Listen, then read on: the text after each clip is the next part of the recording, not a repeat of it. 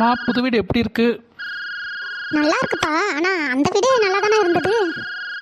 ஆமாம்மா, கல்யாணத்துக்கு முன்னாடி ஒரு சம்பாத்தியம், இப்போ தான் உங்கள் மருமகளும் சேர்ந்து சம்பாதிக்கிறாள்ல, அதனால தான் கொஞ்சம் தாராளமாக பழகிக்கலான்னு இந்த வீடு பார்த்தேன். உன் பொண்டாட்டிக்கிட்ட சொல்லிட்டியாடா குடும்ப செலவை ஷேர் பண்ணி தான் பார்க்கணுன்னு? அதெல்லாம் சொல்லிட்டேம்மா. அவங்க அம்மா வீட்டுக்கு பக்கத்துலங்கிறதுனால அவளும் ஓகே சொல்லிட்டா. வீட்டு வாடகையில் பாதியும் குடும்ப செலவுக்கு 5000 தரேன்னு சொல்லியிருக்காம்மா. ஏன் சம்பளத்தை முழுசாக தரமாட்டாளாம்மா? அதானம்மா, அப்படி கேளு. என்ன நொப்படி கேளு? நீ பிறந்ததுலேருந்து இந்த வீட்டில் தானே இருக்க. வேலைக்கு போனதுக்கப்புறம் குடும்ப செலவுக்குன்னு உன் சம்பளத்துலேருந்து எவ்வளோ கொடுத்த? அம்மா பாருமா எப்படி பேசுகிறாங்கன்னு. அவள் வேறு வீட்டுக்கு போய் வாழ போகிறபடி அவள் எதுக்கு நீங்கள் செலவு பண்ணணும்? வேறு வீட்டுக்கு போனதுக்கப்புறம் யார் செலவுக்கு கேட்க போகிறா? இப்போ இங்கே தானே இருக்கா. இவ கொடுத்தாலா கொடுக்கலையா?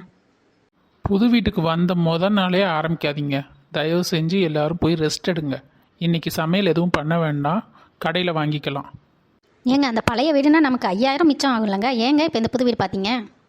என்னடா ஏதோ சொல்லிட்டேன்னு சொன்னேன், இவன் என்ன புதுசாக கேட்குறா?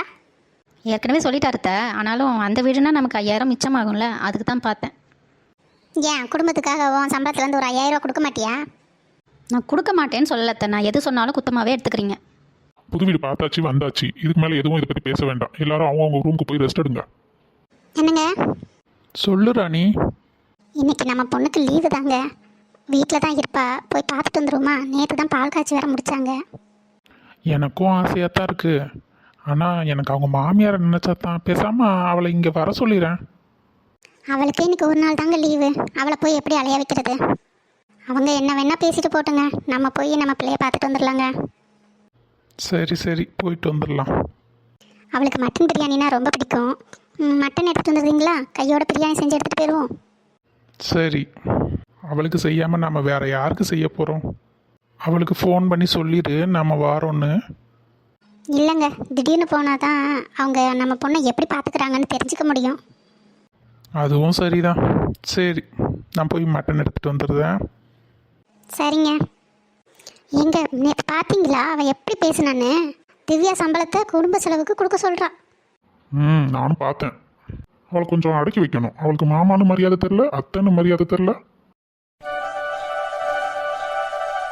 கார்த்தி, ஒரு நிமிஷம். என்னம்மா? இன்னைக்கு உன் பொண்டாட்டிய எல்லாரோட துணியையும் துவைக்க சொல்லு. அதை நீங்கள் என்கிட்டயே சொல்லலாமே அத்தை. அதை ஏன் உங்கள் பையன்கிட்ட சொல்ல சொல்கிறீங்க? ஏன் என் பையன்கிட்ட சொன்னால் உன் காதில் விழாதா? இல்லை உனக்கு காது செவிடா? எனக்கு காதெல்லாம் நல்லா தான் கேட்குது அத்தை. உங்களுக்கு தான் கண்ணில் ஏதோ பிரச்சனைன்னு நினைக்கிறேன். அதான் நான் இங்கே இருந்தாலும் உங்களுக்கு உங்கள் மகன் மட்டும்தான் கணக்கு தெரியுது. வள்ளி, பெரியவங்கிட்ட என்ன பேசுகிற? இல்லைங்க, துணியை துவைக்கிறத என்கிட்டயே சொல்லலாம்ல. உங்ககிட்ட சொல்லி தான் என்கிட்ட சொல்லணும்னு என்ன இருக்குது? நீ முதல்ல அத்தைக்கிட்ட மன்னிப்பு கேளு. எதுக்குங்க? கேளுன்னா கேளு. சரி சரி, சாரி அத்தை. நான் போய் துவைக்க போகிறேன். நான் துவைக்க போகிறேன் அத்தை. சாப்பாடு செஞ்சுட்டு என்னை கூப்பிடுங்க. நான் தான் இந்த வீட்டுக்கு சமையல் கறிப்பாரு. துணியை துவைச்சிட்டு வந்து சமையலை செய்யி. ஏன் இந்த வீட்டில் நான் மட்டும்தான் இருக்கேனா? வேறு யாருக்கும் எதுவும் தெரியாதா? இன்னைக்கு உனக்கு லீவு தானே, இன்னைக்கு ஒரு நாளாவது எல்லா வேலையும் செய்யி. எனக்கு மட்டும் லீவு இல்லை, உங்கள் பொண்ணுக்கும் லீவு தான், உங்கள் பையனுக்கும் லீவு தான். எல்லாரும் ஷேர் பண்ணி வேலையை செய்கிறோம். ஏம்மா உன்னை உங்கள் அத்தை சமைக்க சொன்னா உன் சமையல் எப்படி இருக்குன்னு பார்க்கணும்னு செய்ய சொல்கிறா. அதை புரிஞ்சுக்காம இதுக்கு இந்த பேச்சு பேசுகிற? அப்போ துவைக்கிற வேலையாவது யார்ட்டையாவது கொடுங்க. அதுவும் நான் பண்ணணும் இதுவும் பண்ணணும்னா எனக்கு இருக்கிறதே இன்னைக்கு ஒரு நாள் தான் லீவு. உன் பொண்டாட்டி துவைச்சிட்டு சமைக்கிறாளா இல்லையான்னு கேளு. இல்லையா ரெண்டையும் நானே செய்கிறேன்டா. வள்ளி கொஞ்சம் அட்ஜஸ்ட் பண்ணிட்டு போ. இது இப்படியே இருந்துட போகிறதில்ல. போக போக எல்லாம் சரியாயிரும். புரிஞ்சுக்கோ. சரி சரி.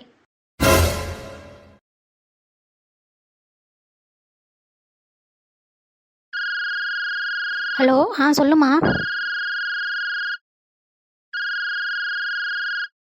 புது வீடெல்லாம் செட் ஆயிடுச்சாம்மா? நல்லா இருக்குமா. அதை விட இது ரொம்ப பெரிய வீடுமா. பக்கத்தில் தானம்மா பார்த்துருக்கீங்க. என்ன ஒரு வார்த்தை பால் காய்ச்சி கூப்பிட்டுருந்தது நான் வந்திருக்க மாட்டேனா?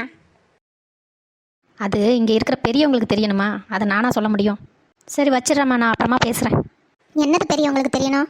அது ஒன்றும் இல்லை விடுங்க. சொல்லு, உங்கள் அம்மா என்ன சொன்னா? அத்தை, எங்கள் அம்மா எப்போதுமே உங்களை வந்து நீ வா போன்னு பேசுனதில்லை. அதே மாதிரி அதே மரியாதையை நீங்களும் கொடுத்தா நல்லாயிருக்கும். சரி இப்போ சொல்லு, உங்கள் அம்மா என்ன சொன்னாங்க? எங்கள் வீட்டுக்கு பக்கத்தில் தான் பார்த்துருக்கீங்க. நானும் எங்கள் அம்மாவை பால் காய்ச்சிக்கு கூப்பிடுவீங்கன்னு நினச்சேன், கூப்பிடல. சரி என்கிட்ட சொல்லியாவது கூப்பிட சொல்லுவீங்கன்னு நினச்சேன், அதுவும் செய்யலை. அதை தான் சொன்னேன், பெரியவங்களுக்கு தெரியணும்னு. என்ன சொந்த வீடு கட்டியா போயிட்டோம்? வீடு மாறி தானே வந்திருக்கோம், அதனால தான் யாருக்கும் சொல்லலை. அத்தை, சொந்த வீடோ வாடகை வீடோ 10 வீடு தள்ளி இருக்கிற எங்கள் அம்மா கிட்ட சொல்கிறதுக்கு உங்களுக்கு ஏன் வந்து தோணலை? உன் புருஷன் சொல்லுன்னு சொல்லலை, அதனால சொல்லலை. ஐயோ, நம்ம தலையை போட்டு ஊட்டிட்டாங்களா? பாருங்க உங்கள் அம்மா யாரை சொல்கிறாங்கன்னு. கூப்பிடாதது பெரிய தப்பு இல்லை, ஆனால் ஒரு வார்த்தை சொல்லியிருக்கலாம். லீவுனாலே வீட்டில் இருக்கவே பிடிக்கல. எங்கே ஓடுறீங்க? நான் சோப்பு எடுத்தாரேன், நீங்கள் அலசி கொடுங்க. இல்லைன்னா நான் சோப்பும் போட மாட்டேன், சமையலும் செய்ய மாட்டேன். சரி சரி வா. என்ன பார்க்குற? பாருங்கங்க, நம்ம பிள்ளையே துவைக்க சொல்லிட்டா. ஒரு நிமிஷம், கடைசியாக சொல்ல வேண்டியதை சொல்லிட்டு போங்க. சாரி ஃப்ரெண்ட்ஸ், மறந்துட்டோம். இந்த வீடியோ உங்களுக்கு பிடிச்சிருந்ததுன்னா லைக் பண்ணுங்கள், கமெண்ட் பண்ணுங்கள், ஷேர் பண்ணுங்கள். மறக்காமல் எங்கள் சேனலுக்கு சப்போர்ட் பண்ணுங்கள். தேங்க்ஸ் ஃபார் வாட்சிங். நெக்ஸ்ட் வீடியோவில் பார்ப்போம்.